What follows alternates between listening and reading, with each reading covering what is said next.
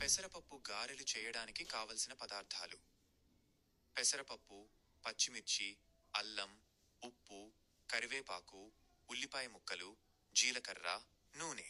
ముందుగా పెసరపప్పును కనీసం 4 గంటలు నానబెట్టండి. తరువాత పప్పు, పచ్చిమిర్చి, అల్లం, ఉప్పు వేసి మెత్తగా రుబ్బుకోవాలి. ఇప్పుడు కొద్దిగా కరివేపాకు, ఉల్లిపాయ ముక్కలు, జీలకర్ర వేసి కలపాలి. చివరగా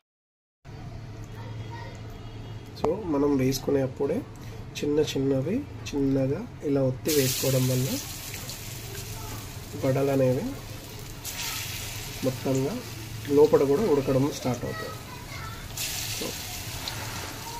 చూస్తున్నారు కదా, ఇలా ప్రెస్ చేస్తూ ఇలా వేస్తే ఫ్లాట్గా వస్తాయి. సో దట్ ఆయిల్ ఎక్కువ వేస్ట్ అవ్వదు, ఎక్కువ టైం పట్టదు, అండ్ తొందరగా కాదు, క్రిస్పీగా కూడా వస్తాయి. మధ్య మధ్యలో ఒకసారి కలుపుతూ ఉండాలి. సో కలపడం వల్ల ఏంటి అంటే అవి ఇటు అటు ఒక సైడే కాలకుండా 2 సైడ్లు కాలుతూ ఉంటాయి అన్నమాట.